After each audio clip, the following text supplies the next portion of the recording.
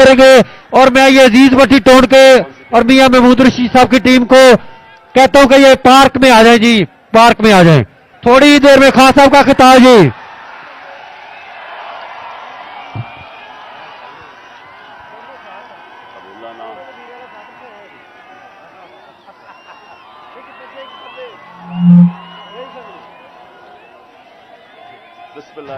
आवाज नहीं आ रही कॉफी। अल्लाह तेरी इबादत करते हैं, तेरे से मदद मांगते हैं।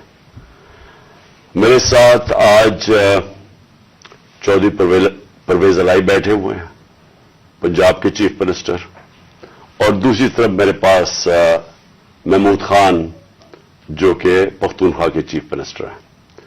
तो हमने आज बड़ा अहम फैसला करना है और मैंने अनाउंस करना है। तो मैं ये चाहता था कि आज मैं अपनी कौम के सामने पहले ये रखूं कि हम इस स्टेज पे पहुंचे कैसे हैं, कि हम सिटिंग गवर्नमेंट्स हैं, हमारी अपनी गवर्नमेंट्स हैं, हमारा अपना राज है यहां, लेकिन हम क्यों इस नतीजे पे पहुंचे हैं कि हम समझते हैं कि अगर हमें अपनी गवर्नमेंट्स भी कुर्बान करनी पड़े इस मुल्क के अंदर, जब तक इलेक्शंस नहीं होंगे, साफ और शफाफ इलेक्शंस नहीं होंगे, हम सबको आज खौफ है कि मुल्क डूब रहा है। मैं आपको वो पाकिस्तानी होते हुए बता रहा हूं जिसने सारी बाहर कमाई की, 20 साल बाहर पैसे कमाए, सब कुछ बेच के, जो फ्लैट था वो बेच के, मनी ट्रेल दे के, अदालत में ये बता के मैंने वो किधर से पैसे लिए, जो भी मेरा आमदनी किधर थी, फिर मैंने फ्लैट लिया, फिर वो बेचा, फिर मनी ट्रेल, सब कुछ मेरा आज जीना बन रहा पाकिस्तान में। और मेरी तरह के सारे वो पाकिस्तानी, और मैं उन पाकिस्तानियों की बात कर रहा हूं जो कि इस मुल्क से प्यार करते हैं, इश्क करते हैं अपने मुल्क से, मैं उन पाकिस्तानियों की बात कर रहा हूं। मैं उनकी बात नहीं कर रहा जो चोरी करके इस मुल्क का पैसा बाहर बेचते हैं, जिनका सब कुछ बाहर है, बिजनेसेस बाहर हैं, बच्चे बाहर हैं, बड़े बड़े महलात बाहर हैं, यहां के चोरी के पैसे से बड़े बड़े शाहाना उनका जिंदगी है। और मैं उनकी बात नहीं कर रहा क्योंकि उनका इस मुल्क से क्या रिश्ता है, और मैं बाकी पाकिस्तानियों की बात कर रहा हूं जो समझते हैं कि हमारा जीना मरना पाकिस्तान में है।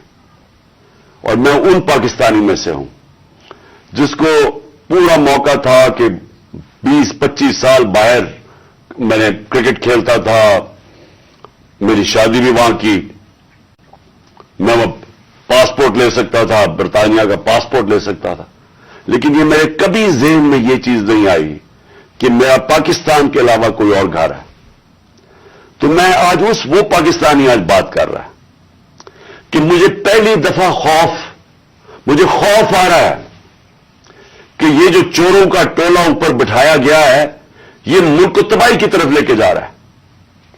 मैं आज कोई पाकिस्तान के बिजनेसमैन से पूछ ले, कोई इंडस्ट्रियल से पूछ ले, पाकिस्तान के किसानों से पूछे, पाकिस्तान के मजदूर से पूछे, जिसकी आज आमदनी और उसका जो खर्चा है उसमें अब कोई बैलेंस ही नहीं रहा। 50 साल के बाद सबसे ज्यादा महंगाई हुई है आज पाकिस्तान में। आज हमारी इंडस्ट्री बंद हो रही है, वो इंडस्ट्री जो हमारे दौर में बड़ी मुश्किलों से तीसरे और चौथे साल में हमने मेहनत करके इंसेंटिव्स दे के इंडस्ट्री बढ़ाई, जो कि हमारे आखिरी महीने में 26% इंडस्ट्रियल ग्रोथ थी, जो टोटल इंडस्ट्री थी 10.7% पे लार्ज स्केल मैन्युफैक्चरिंग पाकिस्तान में ग्रो कर रही थी। दौलत में इजाफा हो रहा था, हमारे टैक्सेस बढ़ रहे थे, रिकॉर्ड, क्योंकि दौलत में इजाफा हो रहा था, टैक्सेस में इजाफा हो रहा था, रिकॉर्ड टैक्सेस इकट्ठे किए, रिकॉर्ड एक्सपोर्ट्स हमने की। मुझे फख्र है कि मैंने अपने किसानों की मदद की। 4.5% पे हमारा ज़राअत के अंदर ग्रोथ हुई, इजाफा हुआ। हमारी 4 फसलें 2 साल रिकॉर्ड फसलें हुई पाकिस्तान में, तो हमने किसानों की मदद की।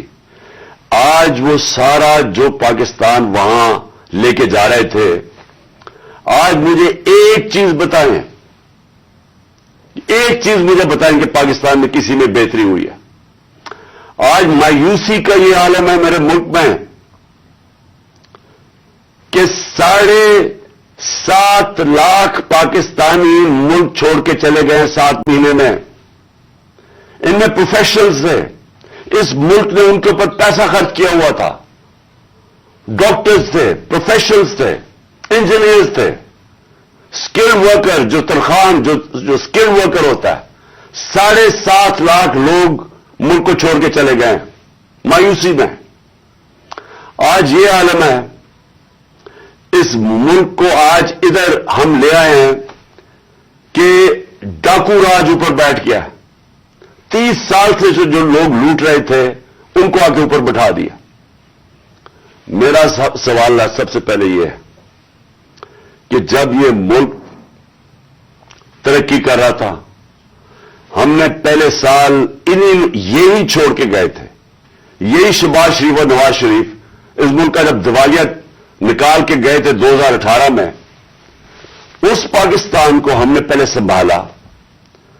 फिर 2 साल कोरोना के बावजूद जो सारी दुनिया के अंदर अजाब आया हुआ था, सारी दुनिया की मायशत तबाह हुई। आप अमेरिका का हाल देखें, बर्तानिया का देखें, जर्मनी का देखें, हमारे से वो मुल्क जिनके इदारे हमारे से बहुत बेहतर थे, हिंदुस्तान का हाल देखें, उसके अंदर पाकिस्तान वो मुल्क था जो दुनिया के टॉप 3 मुल्कों में से हमने वो भी संभाला। हमारी माशत भी ऊपर गई, हमारी इंडस्ट्री भी ऊपर गई, हमने बेरोजगार होने से लोगों को बचाया, हमने इंडस्ट्रीज को पैसा दिया, इंसेंटिव्स दिए, हमने कंस्ट्रक्शन इंडस्ट्री की मदद की ताकि रोजगार मिले लोगों को। हमने उस दौर के अंदर पाकिस्तान का जो ग्रोथ रेट थी, और मैं ये चाहता हूं आप सारे जो मैं ये चीजें मैं आपको कह रहा हूं अपने मोबाइल फोन से चेक कर सकते हैं कि मैं सच बोल रहा हूं या झूठ बोल रहा हूं। अब तो झूठ बोलना बड़ा मुश्किल है, मोबाइल फोन है, आप गूगल करें, आपके पास 2 मिनट के अंदर सब कुछ आ जाता है। तो ये 17 साल के बाद पाकिस्तान की जो दौलत में इजाफा हुआ था वो 5,000 या 7% था हमारे तीसरे साल कोरोना के बावजूद, और 6% था हमारे चौथे साल। अब ये भी मैं आपको आज बता दूं कि ये सिर्फ 3 दौर में ये इस तरह की हम पाकिस्तान की दौलत में इजाफा हुआ, ग्रोथ रेट हुई। अयूब खान के दौर में, जनरल जिया के दौर में और जनरल मुशर्रफ के दौर में। लेकिन वो क्यों हुआ? क्योंकि हम तीनों दफा हम अमेरिका की मदद कर रहे थे। एक दफा हम अफगान जहाद में शामिल थे जनरल जिया के जमाने में, फिर वॉर ऑन टेरर में शामिल थे जनरल मुशर्रफ के दौर में, अयूब खान के दौर में हम किस में शामिल थे? सीटों और सेंटों में उनके साथ मिले हुए थे जबकि कोल्ड वॉर हो रही थी।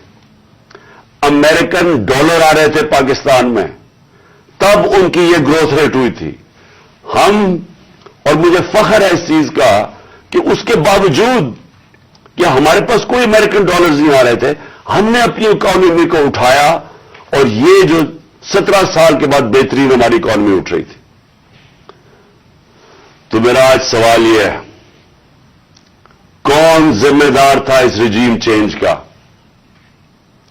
आप सारे मेरी आज बात गौर से सुनें। जब आपकी माशत बढ़ रही थी, क्या वजह थी कि इस गवर्नमेंट को गिरा के और इन चोरों के टोलों के ऊपर बिठाया गया? कौन इसका जिम्मेदार था? कौन जवाब देगा कि आज वो इकोनॉमी जो हमारी ऊपर जा रही थी, उसकी जगह आज पाकिस्तान के वो हालात हैं जो बाहर की दुनिया कह रही है। भूलें जो पाकिस्तान के अंदर लोग क्या कह रहे हैं। जो बाहर की दुनिया वो कह रही है कि पाकिस्तान को अगर कर्जे देंगे तो वो कर्जे वापस करने का जो डिफॉल्ट रेट है वो 100% है। जब हम थे इक़्तिदार में तो 5% था।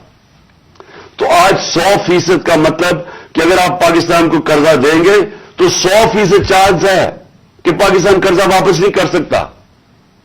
इसका मतलब कि बाहर से ना कोई इन्वेस्टमेंट पाकिस्तान में आएगी। अभी एक साल के अंदर, चंद महीनों बल्कि 10 महीनों के अंदर आधी हो गई है बाहर से इन्वेस्टमेंट। पिछले साल और अब के मुकाबले में आधी हो गई है। तो बाहर से इन्वेस्टमेंट बंद होगी, इसका मतलब बाहर से डॉलर्स आने बंद हो गए इन्वेस्टमेंट में। रेमिटेंसेस जो बैरून मुल्क पाकिस्तानियों की हमने मदद की थी, उन्होंने हमारे में एतमाद शो किया था, हमने उनको इंसेंटिव्स दिए थे। पाकिस्तान की तारीख की सबसे ज्यादा बैरून मुल्क पाकिस्तानी यहां डॉलर्स भेज रहे थे। और फिर एक्सपोर्ट्स, जो ये नून लीग के दौर में 5 साल बढ़ी नहीं, मुझे फख्र है कि हमने रिकॉर्ड एक्सपोर्ट्स $33 अरब की पाकिस्तान में एक्सपोर्ट्स बढ़ाई।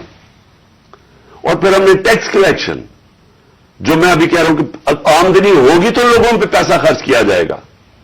तो हमारी 6,100 अरब रुपए की हमारे जमाने में टैक्स कलेक्शन थी। आज ये सब कुछ नीचे जा रहा है। इंडस्ट्री बंद हो रही है, बेरोजगारी बढ़ रही है। हमारे जमाने में, और जमाने की बात कर रहा हूं, 7-8 महीने पहले फैसलाबाद के अंदर टेक्सटाइल का मजदूर नहीं मिलता था, बाहर से लाना पड़ते थे। रिकॉर्ड टेक्सटाइल इंडस्ट्री की सेल थी।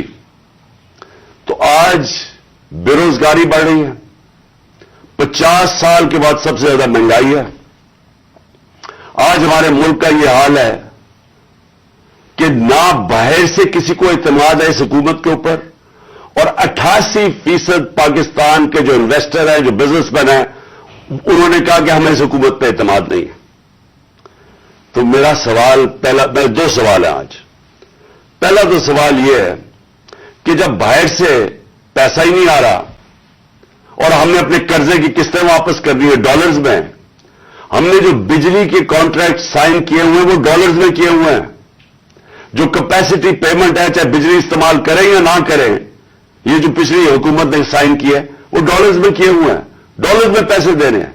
तो जब डॉलर्स आ ही नहीं रहे पाकिस्तान में और कम हो गए आना, कर्जे हमारे बढ़ते जा रहे हैं, तो आगे पाकिस्तान कैसे आगे चलेगा? एक ही उम्मीद लगाई हुई है इन्होंने कि किसी न किसी तरह जाके चाइना के पैर पकड़े या हम IMF के पड़े कि हमें वो पैसे दे दें। लेकिन वो तो कैंसर का इलाज डिसिप्लिन से है। वो तो थोड़ी देर आराम आएगा, फिर कर्जे तो बढ़ते जा रहे हैं। तरीका सिर्फ एक था, जो हमने कोशिश की कि मुल्क की दौलत में इजाफा हो। जब आपके मुल्क की दौलत में इजाफा होगा तो आप कर्जे वापस करेंगे। तो आगे तो इनके पास कोई रोड मैप ही नहीं है। अगर ये बड़ा अच्छा इन्होंने हमारी मायशत को संभाला होता तो हम आराम से इनके साथ कहते चले ठीक है, अपना टाइम पूरा कर लें। लेकिन मुल्क तो नीचे जा रहा है, हर चीज नीचे जा रही है मुल्क में, और मुझे खौफ है कि ये डिफॉल्ट की तरफ जा रहा है। यानी अभी भी हम हमारी एलसीज पेमेंट नहीं कर रहे हैं। अभी भी हम पैसे जो बाहर के हमारे जो अपने लाइबिलिटीज है, अभी तक हम अब वो भी पैसे नहीं दे रहे। तो सवाल ये है कि इनके पास क्या रोड मैप है? कोई रोड मैप नहीं है। ये सिर्फ एक चीज ये चाहते हैं कि किसी न किसी तरह इलेक्शन को डिले करें। इसलिए नहीं कि इन्होंने मायशत को उठा देना है, ये इसलिए डिले करना चाहते हैं कि ये खौफजदा हैं इलेक्शन से। इनको डर लगा हुआ है कि जब भी इलेक्शन होंगे इन्होंने हार जाना है। तो अपने आप को बचाने के लिए ये मुल्क को तबाह कर रहे हैं। क्योंकि इन्होंने इलेक्शन में हार जाना है, इसलिए ये इलेक्शन नहीं कर रहे हैं और ये इलेक्शन डिले करेंगे। और मैं ये समझता हूं कि ये अक्टूबर में भी नहीं इलेक्शन करवाएंगे। कोई ना कोई इलेक्शन कमीशन इनका साथ मिला हुआ है, एक बड़ा बददियानतदार आदमी है, वो इनके साथ मिला हुआ है और वो इनको तरीके से बताएगा कि कैसे इलेक्शन डिले किया जा सकता है। इसी इलेक्शन कमीशन ने जब सुप्रीम कोर्ट जब गए सुप्रीम कोर्ट में, जब हमारी गवर्नमेंट गिरा रहे थे ये, तो इसी सुप्रीम कोर्ट के पास जब हम गए तो वो मान गए थे कि इलेक्शन हमने कहा इलेक्शन करवा दो, वो मान गए थे। इस इलेक्शन कमीशन ने वहां जाके कहा कि जी मैं 7 महीने तक इलेक्शन नहीं करवा सकता, और उसकी बेसिस पे इलेक्शन नहीं हुए। आइन, पाकिस्तान का आइन कहता है کہ الیکشن کمیشن کو سارا وقت تیار ہونا چاہیے 90 دن میں الیکشن کروانا، اور میں یہ سمجھتا ہوں کہ یہ پوری کوشش کرے گا ان کے ساتھ مل کے کہ کسی نہ کسی طرح یہ الیکشن کھینچے۔ ان کو کوئی پاکستان کی فکر نہیں ہے، کیونکہ ان کے پیسے باہر پڑے ہوئے ہیں، روپیہ گرتا ہے، ان کے پیسے ڈالر میں ان کی دولت میں اضافہ ہوتا ہے۔ ان کو کوئی فکر نہیں ہے کہ اگر ملک نیچے جاتا ہے تو انہوں نے تو پھر باہر چلے جانا ہے۔ یہ تو ہمیشہ جب مشکل آتی ہے ان کے اوپر کوئی کیسز ہوتے ہیں باہر بھاگ جاتے ہیں۔ لیکن میرا جو سوال ہے کہ کون ذمہ دار تھا اس کا؟ کس نے ایک چلتی ہوئی حکومت جو اچھی بلی جو میں خود آپ کو بتا رہا ہوں، اور یہ آپ اکنامک سروے آف پاکستان میں دیکھ سکتے ہیں کہ ہماری پرفارمنس کیا تھی، میں نہیں اگر کہہ رہا تو آپ خود دیکھ سکتے ہیں۔ اس حکومت کو سازش کر کے، بیرونی سازش کا حصہ بن کے کون ذمہ دار تھا اس کا؟ اس کا ایک آدمی ذمہ دار ہے، اس کا نام ہے جنرل باجوہ۔ میں اس کے خلاف اس لیے نہیں بات کرتا تھا، آرمی چیف تھے، آرمی چیف کے خلاف آپ کیوں نہیں بات کر سکتے؟ کیونکہ فوج کے اوپر فوج کو برا نام نہ آئے۔ ہم سب سمجھتے ہیں کہ اس ملک کو جو میری طرح کے لوگ، آزاد ذہن کے لوگ ہیں، ہم تو اپنی فوج کو چاہتے ہیں مضبوط ہو۔ ہماری تو ساری پوری کوشش ہے کہ مضبوط فوج ہو تاکہ ہم آزاد ملک رہ سکیں۔ تو اس لیے ہم چپ کر کے بیٹھے رہے اور یہ سارے تماشے دیکھتے رہے کہ کیسے سازشیں ہوئیں، کیسے لوگوں کو بتایا گیا۔ میں آپ کے سامنے ذرا ایک چھوٹی سی کلپ دکھانا چاہتا ہوں کہ اگر آپ کو کوئی شک ہے کہ ہوا کیا، تو پہلے تو الیکشن سے پہلے، ہماری حکومت گرانے سے پہلے، 4 نون لیگ کے جو بڑے نام ہیں انہوں نے کیا کہا؟ ان سے جب پوچھا گیا کہ جناب آپ نو کانفیڈنس موشن کامیاب ہو سکتی ہے اسٹیبلشمنٹ کے بغیر، اور یہ انہوں نے کہا، ذرا یہ سب اب میں چاہتا ہوں پہلے سب دیکھیں۔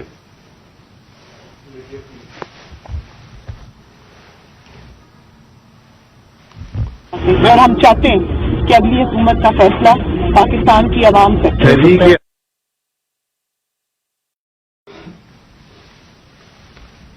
مجھے بتانے کا واپس نہیں ہے، کوئی ڈیل کر کے اقتدار نہیں چاہتے پاکستان میں۔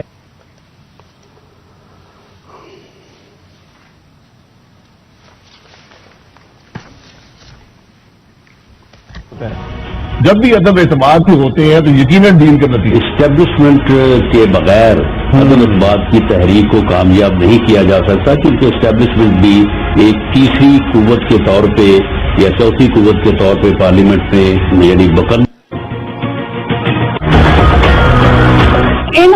ان تو جن کی وجہ سے ہوتا ہے، جن کی مدد سے ہوتا ہے، ہم ان کی مدد نہیں لینا چاہتے، اور ہم چاہتے ہیں کہ اگلی حکومت کا فیصلہ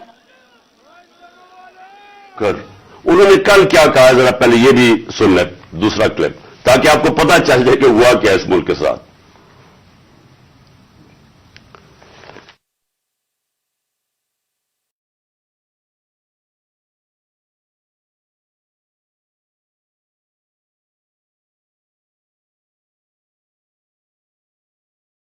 آپ کو بھی پتا ہے، مجھے بھی پتا ہے کہ باپ کی حمایت وہ کسی بھی اگر طرف ٹلٹ کرتے ہیں وہ اپنے سیاسی فیصلے کرنے میں آزاد ہے۔ کیا ایم کیو ایم اس کی حمایت ہمیں مل سکتی تھی؟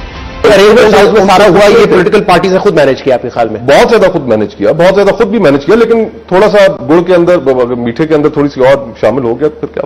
پھر اس کے بعد جو سیاسی مخالفین کے اوپر تشدد آج کل کے دور میں جو ہو رہا ہے، اس میں ہم ماؤتھ پیس بنے ہوئے ہیں۔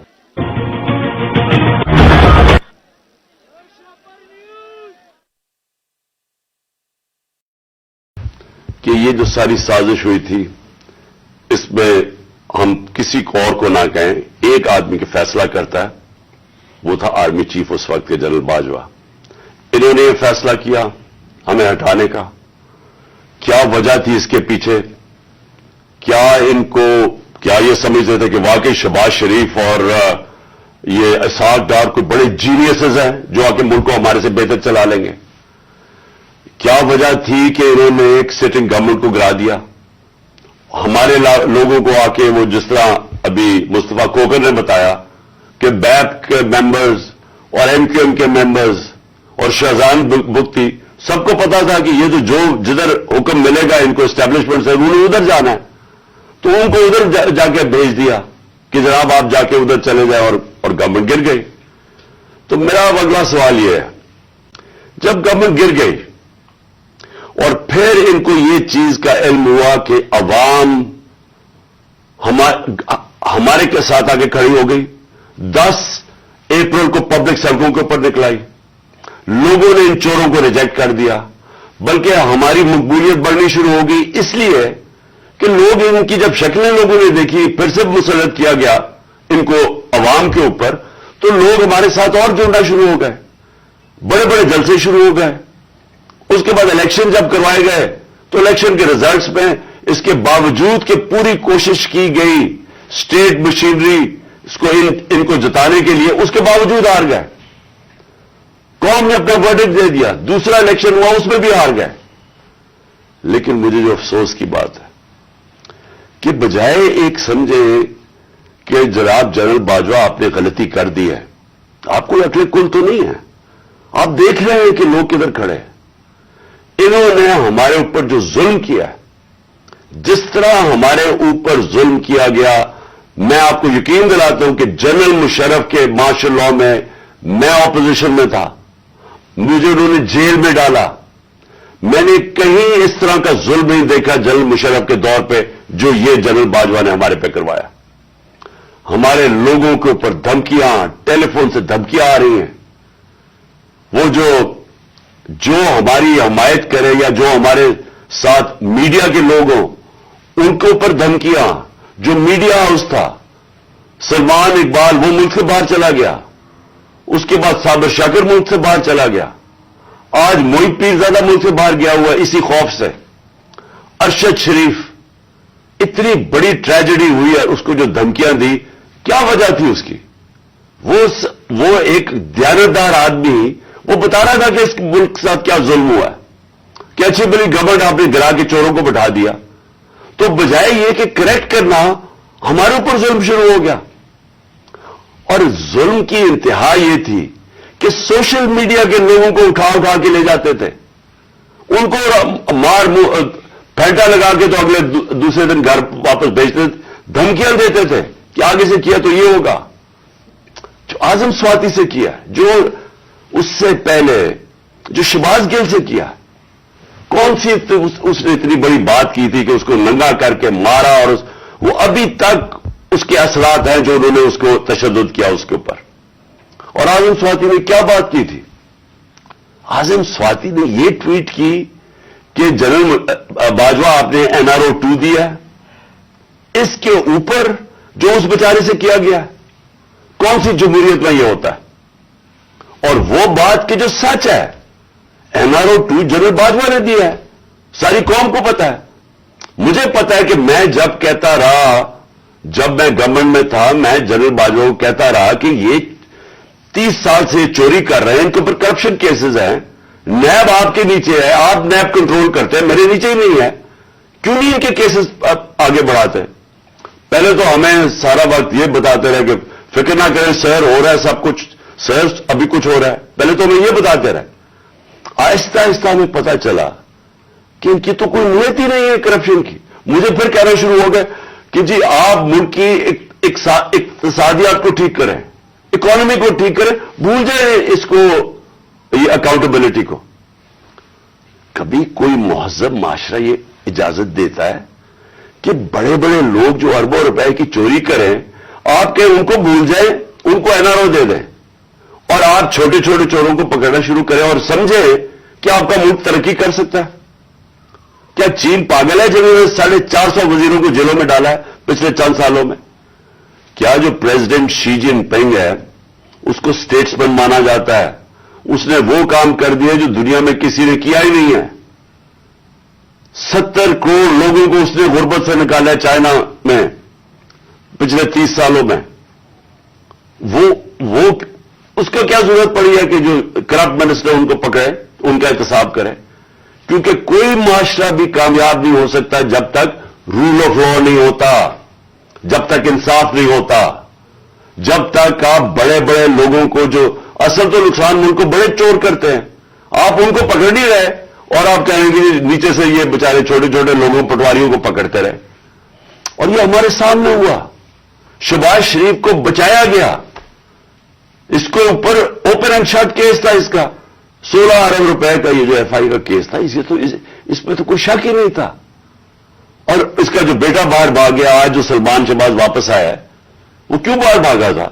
جیسے ہی ایف آئی اے نے اس سے سوال پوچھا کہ جناب بتائیے مقصود چپڑاسی اور نوکروں کے پاس اربوں روپے کدھر سے آئے, وہ ایک دم ملک سے باہر بھاگ گیا. اور اس کو ان ساروں کو واپس لایا جا رہا ہے. کیا ہوا؟ اس میں کوئی شک ہے کہ NRO2 دے کے اس سارے ملک کا ایک جنرل مشرف نے نقصان کرایا تھا NRO1 کا. اس ملک نے بھاری قیمت ادا کی اس کی, 4 گنا زیادہ ہمارا قرضہ چڑھایا انہوں نے 10 سالوں میں لوٹ مار کر کے. اب پھر جب ان کے اوپر کیسز تھے 1100 ارب روپے کے کیسز ہیں, وہ انہوں نے پھر ان کو NRO2 دلوا دیا. تو کون تھا اس کا ذمہ دار؟ کس نے یہ کیا تھا؟ جنرل باجوہ نے کیا تھا. میں آپ کو چیزیں اس کی طرف دکھانا چاہتا ہوں کہ کیسے قانون انہوں نے بنایا جس میں بچے لوگ, جس میں ہر کسی کو بچایا گیا. انہوں نے جناب نیب لا کی سیکشن 4 میں امینڈمنٹ کی, اس کے اندر یہ فیصلہ, اس کے اندر کون بچتے ہیں؟ راجہ پرویز اشرف بچ جاتے ہیں اور شاید خاقان عباسی بچ جاتے ہیں. پھر انہوں نے ایک اور کیا, بے نامی دار کی ڈیفینیشن سیکشن 5E, اس میں مریم نواز پاک ہو کے نکلائی ساری چوری سے. پھر انہوں نے سیکشن 9 جس کے اندر شہباز شریف بچ جاتے ہیں, اور اس جس کے اندر کہ اگر آپ کسی اور کے نام پہ, یعنی اگر آپ میں پرائم منسٹر ہوں, میں اپنے خاندان کے نام پہ چیزیں لوں تو اس کا مطلب کہ آپ جواب دہی نہیں ہیں. تو جو TT کے سارے کیسز تھے شہباز شریف کے, وہ اس سے پاک ہو گیا. پھر سیکشن 14 کہ آپ کو بتانا پڑتا ہے کہ اگر میرے پاس کوئی باہر ایسٹس ہو, یعنی انگلینڈ میں میری جگہ ہو یا کوئی باہر ہو امریکہ میں ہو, تو اگر یہ پتہ ثابت ہو جائے کہ یہ میری جگہ ہے تو مجھے بتانا پڑتا ہے کہ یہ میں کدھر سے پیسہ آیا اس کو خریدنے کے لیے. وہ انہوں نے صاف کر دیا. اب نیب بتائے گی کہ ان کے پاس پیسہ کدھر سے آیا. یعنی ہر دنیا کے اندر اگر میں پبلک آفس ہولڈر ہوں, یہ میری ذمہ داری ہے بتانے کے لیے کہ اگر میرا کوئی بڑا محل میں نے خریدا ہوا ہے, مجھے بتانا پڑتا ہے پیسہ کدھر سے آیا. انہوں نے وہ قانون ہی ختم کر دیا. چن کے آصف زرداری بھی اس میں صاف ہو گیا. چن کے وہ لوگ جو 30 سال سے اس ملک کو لوٹ رہے تھے, ان ساروں کو انہوں نے پاک اور صاف کر دیا. یہ اصل وجہ ہے مایوسی کی آج پاکستان میں. لوگ جنہوں نے یہ تماشا دیکھ رہے ہیں کہ ایک طرف قوم مر رہی ہے اس مہنگائی کے اندر اور فیکٹریاں بند ہو رہی ہیں, بے روزگاری کی قرضے چڑھتے جا رہے ہیں, ایک طرف یہ ہے, اور دوسری طرف یہ اربوں روپے کی ان کی کرپشن معاف ہو رہی ہے. اور یہ بہت بڑی وجہ ہے آج مایوسی کی. اور میں نے یہ جو ہمارے پر ظلم ہوا, میں صرف اس کے اوپر آنا چاہتا ہوں کہ مجھے ایک جگہ بتایا گیا جنرل باجوہ نے کہ جی آپ کے لوگوں کے اوپر ہمارے پاس تو فائلیں ہیں ان کی کرپشن کی, ان کے اوپر فلمیں بنی ہوئی ہیں, ان کی ویڈیوز بنی ہوئی ہیں. اب میں نے اس سے بھی کہا کہ کیا یہ ہماری ایجنسیز کا کام ہے کہ ہم ویڈیوز بنائیں اور گندی ویڈیوز بنائیں یا کسی کے اوپر کوئی اس کے اوپر فائلیں بنائیں؟ کیا یہ کام رہ گیا ہے؟ کیا یہ قوم اپنا پیٹ کاٹ کے اپنی ایجنسیز کو پالتی ہے, اپنی سیکیورٹی کے لیے پالتی ہے؟ وہ تو ملک کی سیکیورٹی کے لیے پالتی ہے. کیا یہ ان کا کام ہے آ کے بتائیں کہ جناب اس کے اوپر یہ فائل ہے تو ہم نے اس کی فلانی فائل بنائی ہوئی ہے اور ہم نے اس کے کوئی ویڈیو بنائی ہوئی ہے؟ یہ کدھر ہوتا ہے؟ یہ اپنے لوگ. اچھا, اور میں کوئی ملک کا دشمن ہوں؟ 50 سال سے قوم مجھے جانتی ہے. سارے پاکستان کے ایوارڈز میں نے جیتے ہوئے ہیں, سول ایوارڈ سب جیتے ہوئے ہیں. میں سب سے بڑا پاکستان کا وہ یعنی جو جسے کہے کہ جو خیراتی کام کرتا ہے. کسی نے پاکستان میں اتنے پیسے نہیں اکٹھے کیے جو میں نے کیے. میرے اوپر ہر قسم کا گن.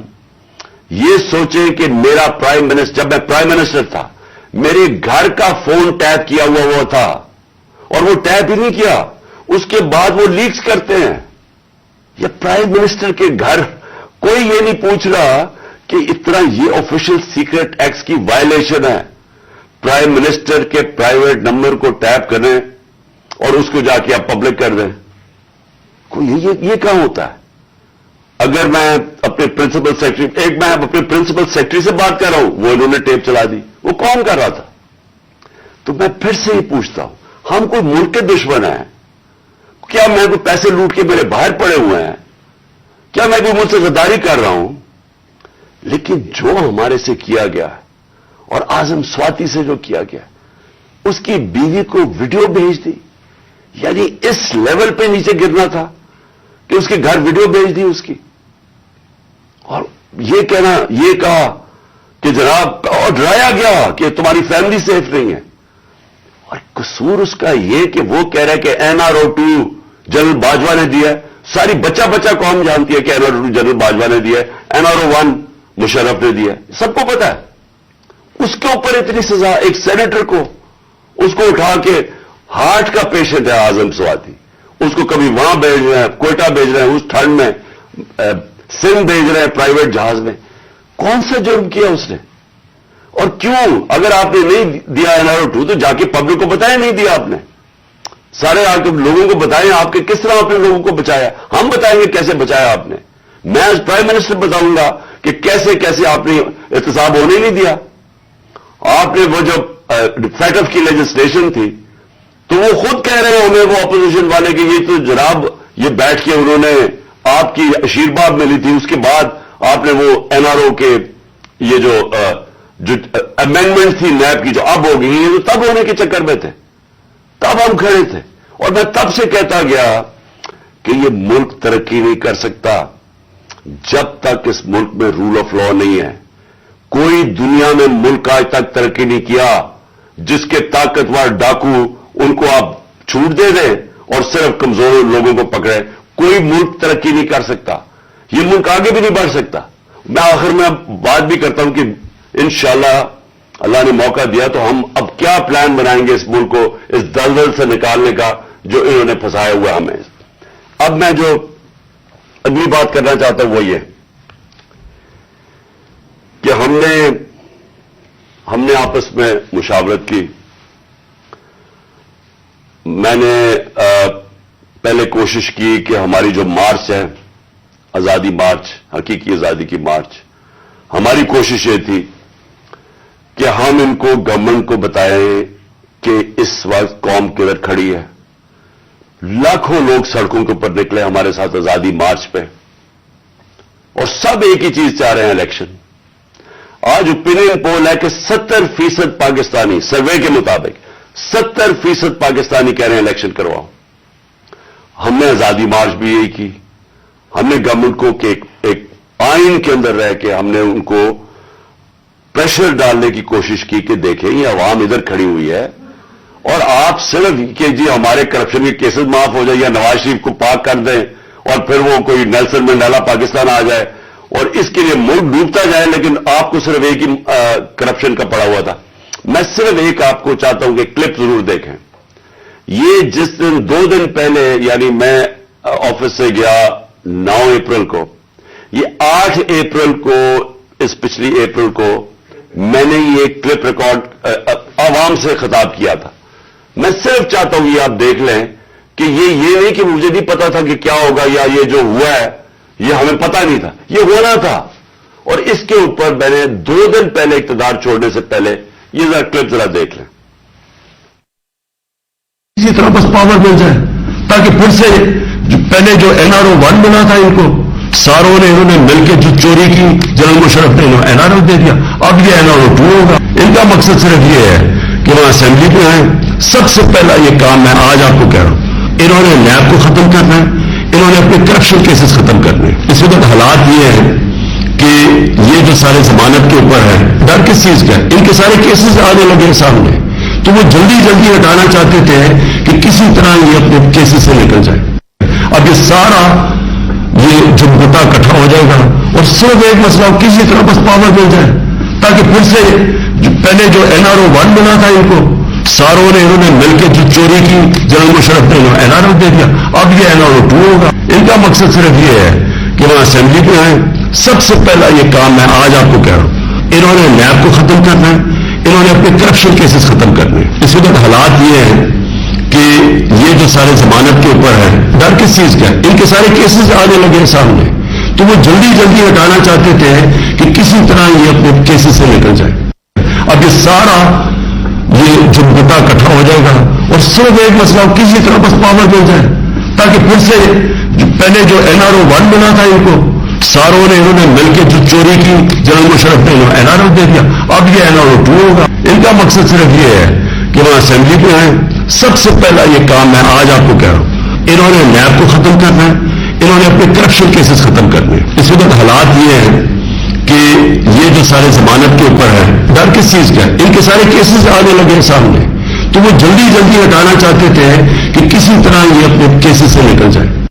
अब ये सारा ये जो मुद्दा इकट्ठा हो जाएगा और सिर्फ एक मसला किसी तरह बस पावर मिल जाए, ताकि फिर से पहले जो एनआरओ 1 बना था, इनको सारों ने इन्होंने मिलकर जो चोरी की, जनरल मुशर्रफ ने एनआरओ दे दिया, अब ये एनआरओ 2 होगा। इनका मकसद सिर्फ ये है कि वहां असेंबली पे आए। सबसे पहला ये काम मैं आज आपको कह रहा हूं, इन्होंने नैब को खत्म करना है, इन्होंने अपने करप्शन केसेस खत्म करने हैं। इस वक्त हालात ये हैं कि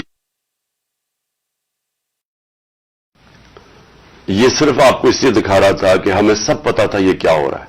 मुझे ये साजिश का पूरी तरह पता था। मुझे मेरे हटने से 1 साल पहले का अंदाजा हो गया था कि ये शहबाज शरीफ को तैयार किया जा रहा है लाने के लिए। इसके बावजूद कि उसके पास 16 अरब रुपए उसके और उसके बच्चों के ऊपर एफआईए केस थे और 8 अरब रुपए के नैब के केस थे, तो मुझे ये सारा पता था ये हो रहा है। और मुझे अफसोस की बात यह है कि मैं जब भी पूछता था जनरल बाजवा से, तो हमेशा कहते थे कि नहीं, हम तो किसी सूरत हम ऐसा नहीं कर सकते, हम तो कंटिन्यूटी चाहते हैं। तो उसका नतीजा क्या हुआ? वो आ गया, शहबाज शरीफ आ गया, और आपके सामने जो मुल्क के अब हालात हैं, आप सब सारी कौम के सामने हैं। मेरा पॉइंट ये है आज कि मैं अभी आखिरी जो अभी अनाउंसमेंट जो करने लगा हूं, उससे पहले मैं सिर्फ ये पूछना चाहता हूं, कौन है जिम्मेदार इसका? क्या कोई इसका जवाब देगा कि अच्छी भली गवर्नमेंट चलते हुए उसको गिरा के इन चोरों को ऊपर ले आए? और मेरा अगला सवाल यह है कि उसके बाद जो हमारे ऊपर सख्तियां की गई, जो सोशल मीडिया पे जो मीडिया जो हमारी हिमायत करता था, केसेस की मेरे ऊपर बारिश हो गई, मुझे दहशतगर्दी का केस करवा दिया। 25 मई को पुलिस ने जिस तरह हमारे ऊपर जुल्म किया, और जब हम पुलिस वालों से पूछते थे वो कहते थे जी हमें पीछे से ऑर्डर है। जिस तरह का हमारे ऊपर जुल्म किया गया, मैं सवाल ये पूछता हूं कि क्या हम भेड़ बकरियां हैं, हम कीड़े मकोड़े हैं कि आप जब फैसला करें पहले आप, और मैंने आपके कानों से, जनरल बाजवा के कानों से सुना कि ये करप्ट है, अब आपने फैसला किया कि ये ठीक हो गए, और आपने फैसला किया कि जनाब ये आप मुल्क को ठीक करेंगे, तो क्या हम वो कीड़े मकोड़े हैं कि जिधर आप भेड़ बकरियों को धकेलेंगे हम उधर चले जाएंगे? यानी हम इंसान हैं या हम जानवर हैं कि जो आपका फैसला हो बंद कमरों के अंदर हम उसी के ऊपर चल पड़े? और आपको जब नजर भी आ रहा था कि पाकिस्तानी कौम इनको रिजेक्ट कर रही है, हमें तो हमारे साथ मेरा तो फायदा करवा दिया। मुझे तो अल्लाह ने कभी इतनी इज्जत दी नहीं जो इसके बाद मिली है, लेकिन मुल्क को किधर पहुंचा दिया आज। और मैं क्या ये पूछना चाहता हूं कि पाकिस्तान का मुस्तकबिल है कि पहले ये लूटेंगे, अब इनके बच्चे तैयार हो गए लूटने के लिए, क्या अब हम उनको लेके आएंगे? और अगर हम उनके खिलाफ जाएंगे और हम उनको रेजिस्ट करेंगे तो हमें फेंटा लगाया जाएगा, हमारे पर केसेस किए जाएंगे, हमें डराया जाएगा। मुझे अभी भी कह रहे हैं कि जी आप अगर ये आपने गवर्नमेंट छोड़ दी तो आपके ऊपर बड़ा जुल्म होगा, आपकी प्रोटेक्शन चली जाएगी।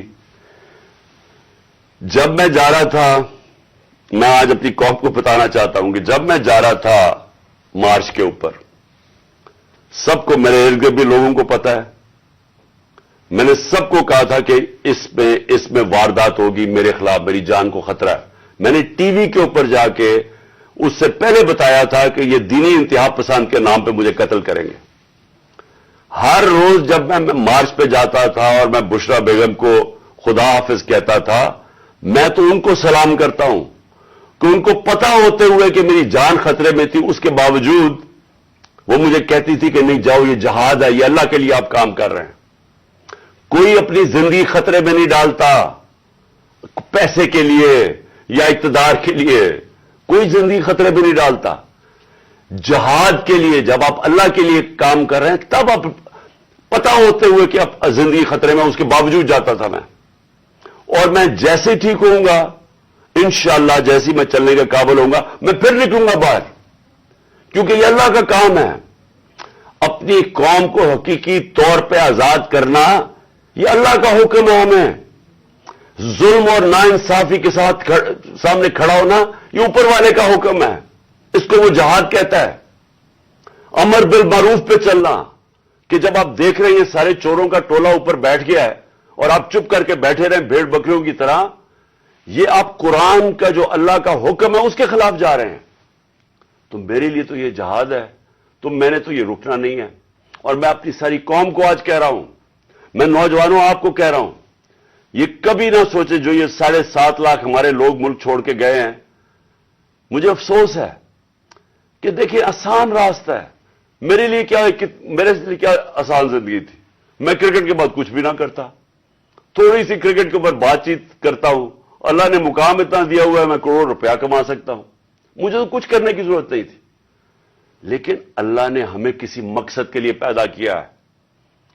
जानवर आते हैं, बच्चे पैदा करते हैं, खा पी के मर जाते हैं। तो इंसान भी अगर उसको अब समझ ही ना आए कि अल्लाह ने हमें किसी मकसद के लिए पैदा किया है, तो उसमें जानवरों में क्या फर्क रह जाता है। वो जब कुरान की आयत है कि जब इंसान फरिश्ते से भी ऊपर चला जाता है, लेकिन गिरता है तो जानवर से भी नीचे चला जाता है। तो मैं अपनी सारी कौम को कह रहा हूं कि देखिए हमारे सामने अब 2 रास्ते हैं। हम इन चोरों के टोलों को मान लें तो हम अपनी तबाही कर रहे हैं, इस मुल्क का कोई मुस्तकबिल नहीं है। एक ही रास्ता है कि अब जद्दोजहद करें।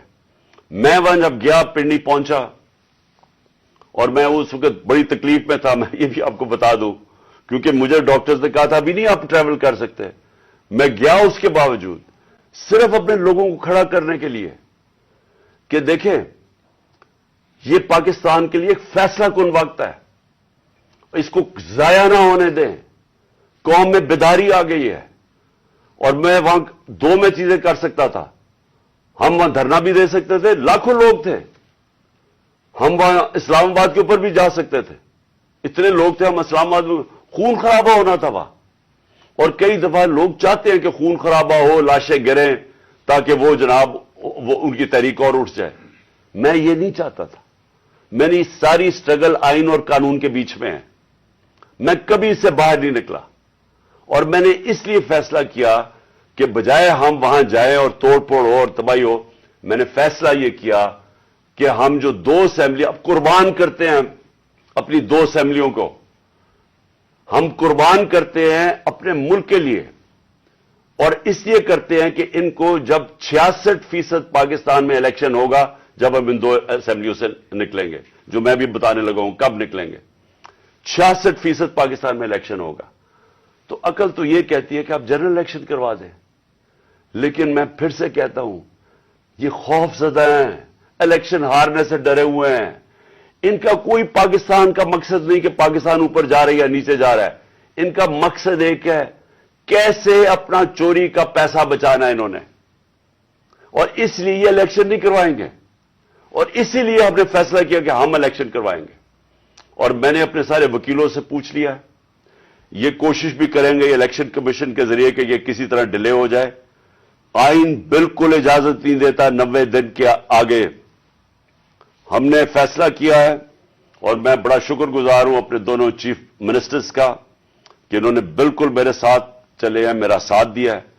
हमने फैसला यह किया है कि हम अगले जुमे को, आज है हफ्ता, अगले जुमे को हम दोनों पख्तूनख्वा की असेंबली डिसॉल्व कर देंगे और पंजाब की असेंबली डिसॉल्व कर देंगे, और उसके बाद हम इलेक्शन की तैयारी करेंगे। और उसके बाद हमारी जो 100 गालिबन 23 सीटें हैं इस वक्त नेशनल असेंबली में, ہم وہاں جا کے نیشنل اسمبلی میں جا کے اسپیکر کے سامنے ہم وہاں کھڑے ہو کے کہیں گے کہ ہمارے ریزگنیشن ایکسپٹ کرو.